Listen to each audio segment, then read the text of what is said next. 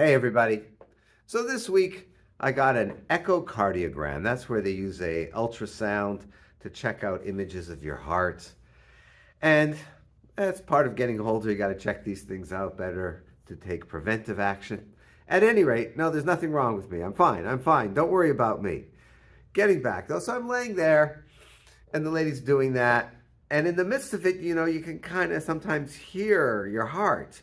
It's like swishing and noises that it makes. And to be quite honest with you, it kind of gave me the willies. I kind of like, yikes, creeped me out a little bit. But then I thought for a second, well, wait a second. Like, this is what's going on inside of me, or inside of every one of us, is the heart is pumping like that constantly. Unless you're dead, and then it's not. And so it made me think, we're so oblivious to so many things that are going on right inside our own body. We don't pay attention to them at all. Other people do, like doctors, I'm sure they're obviously much more attuned to these things because this is what they're dealing with. But for most of us, we don't think of the heart pumping or any other function that's going on, the myriad of unbelievable things that are going on in our body. And as I thought about this a little bit more, I tied it into the fact that right now in Daf Yomi, the page of the day Talmud that we're studying, we're doing one of the less exciting Masechtas tractates, and that's Zvachim. Zvachim deals with sacrifices, which we haven't had for thousands of years. And it gets into all the details of the blood and the guts of offerings of animals and such, and it's stuff like what we're doing right now. It's burning on the altar. What if in the middle of burning, one of the limbs pops off because it's being burnt so much? So it's getting to all these like kind of gross details. And normally we think of sacrifices as like primitive societies do this. But when you think about it, there's a whole different other take.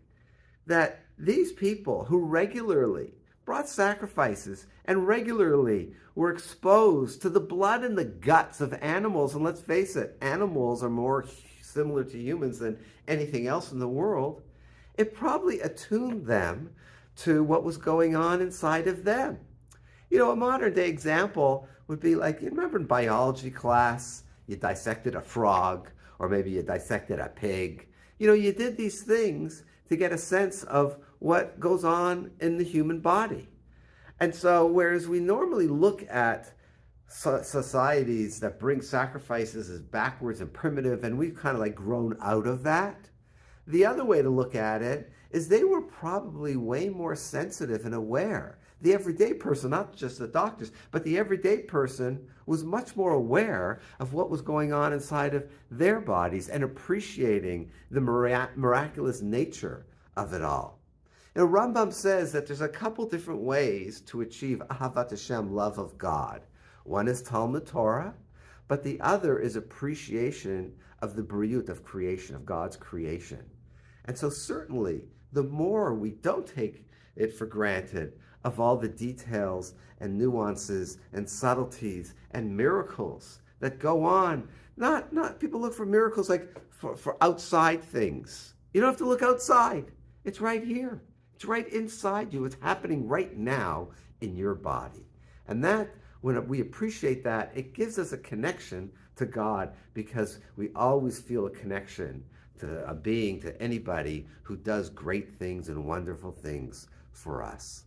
So, blood and guts, it's not always so much fun to think about, but the more we do think about it, the more we'll have an appreciation of what God is doing for us every moment of our lives, with every heartbeat, with everything that goes on inside of our bodies right now.